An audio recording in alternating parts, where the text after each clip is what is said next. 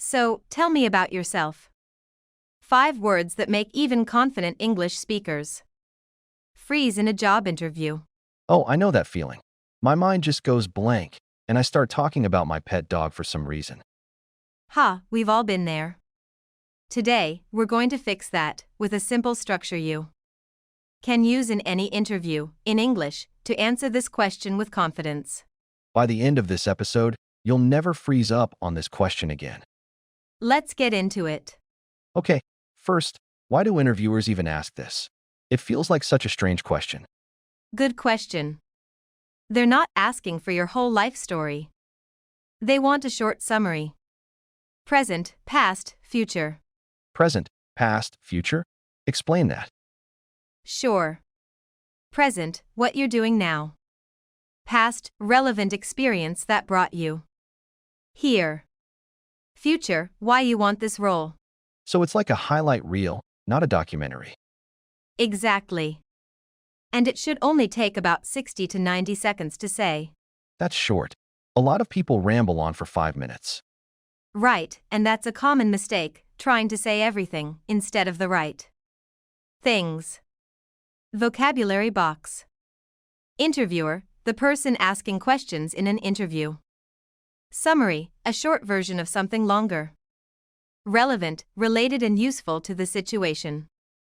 Ramble, to talk for too long without a clear point. Highlight, the best or most important part. Let's start with present. How do you begin? You start with your current role or current situation. Right. For example, currently, I'm working as a marketing coordinator at a tech company where I manage social media campaigns. Nice and clear. What if someone's a student or between jobs? Same idea.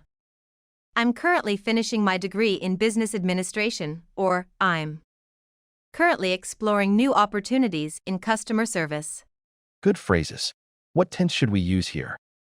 Present simple or present continuous, since we're talking about now. I work or I'm working. And how long should this part be? Just 1 or 2 sentences. Quick and clear, then move on. Got it. Set the scene, then keep going. Vocabulary box. Current role, your job right now. Coordinator, someone who organizes and manages tasks. Degree, a qualification from a university. Explore opportunities, to look for new jobs or possibilities. Currently, a useful word meaning right now. It doesn't have to be. Just pick 2 or 3 relevant experiences, not your entire resume. How do we choose what's relevant? Ask yourself, does this experience connect to the job I'm applying for? Makes sense. Can you give an example? Sure. Before this, I worked in retail for 2 years, where I developed strong customer service skills and learned how to handle high-pressure situations. And you could add an achievement too, right? Definitely. In my last role, I actually increased customer satisfaction scores by 15%. Numbers really stand out in interviews. They do. Always try to add a number or a result if you can. It makes your answer memorable. What if someone doesn't have much work experience? Then talk about education, projects, internships, or volunteer work, anything that shows relevant skills. Vocabulary box. Resume CV, a document listing your work history and skills. Achievement, something you successfully accomplished. Customer satisfaction, how happy customers are with a service.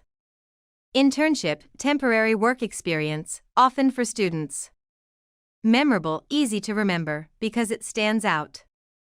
Now, the final piece, the future. This is where you connect everything to the job. So this is basically the why part.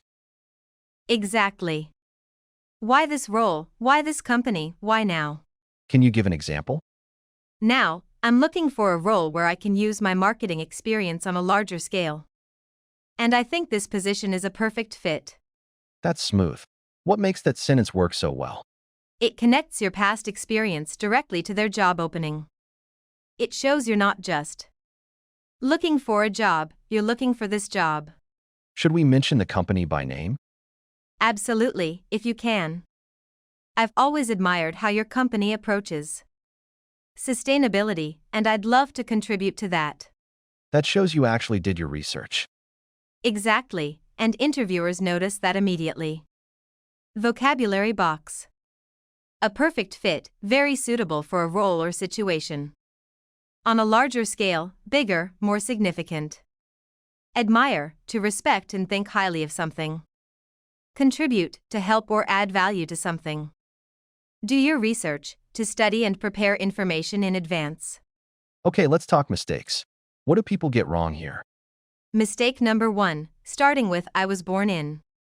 That's way too far back. Yes. Nobody needs your full biography. Mistake number 2, talking only about hobbies and personal life, with nothing about your career. Right? Save that for small talk, not this answer. Mistake number 3, speaking for way too long. Remember, 60 to 90 seconds. And mistake number 4?